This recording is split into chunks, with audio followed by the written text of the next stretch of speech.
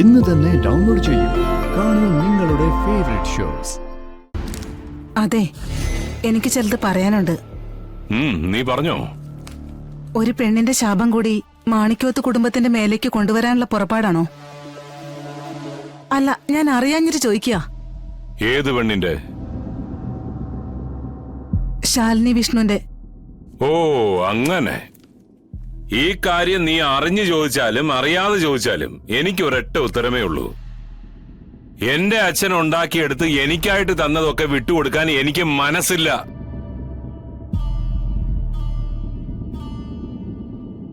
ഒരു പെണ്ണിന്റെ ജീവനെ നിങ്ങൾ യാതൊരു വിലയും കൽപ്പിക്കുന്നില്ലേ? നമുക്കും ഉണ്ടൊരു മോള്. സമയം കിട്ടുമ്പോ അതൊന്ന് ചിന്തിച്ചാൽ നന്നായിരിക്കും. എടി നിന്റെ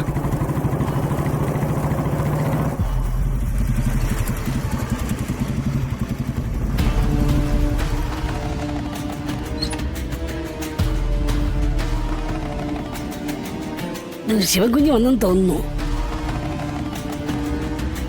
ആ അമ്മേ, മോനെ, അച്ഛനെവിടെ? ഇവിടെയുണ്ട്.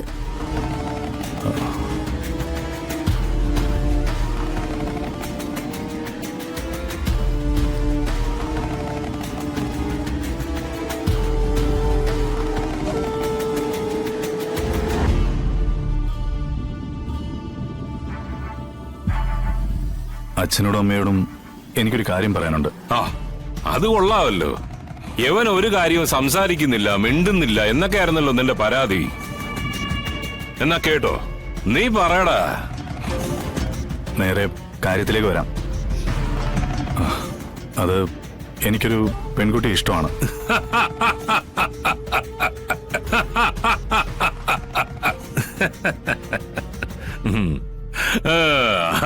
അത് സ്വാഭാവികം.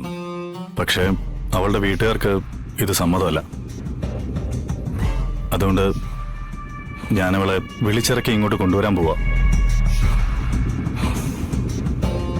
അച്ഛനും അമ്മയും സ്വീകരിക്കണം.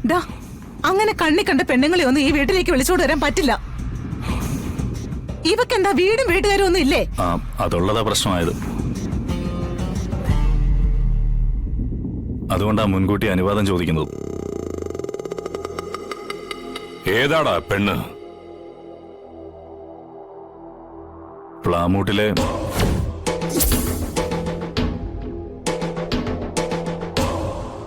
പ്ലാമൂട്ടിലെ യോഹന്നാന്റെ മകൾ ഡെയ്സി.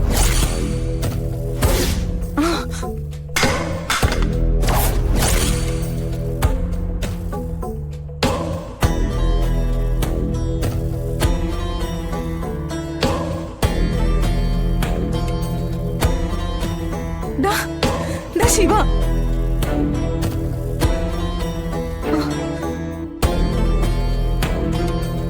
ശിവ,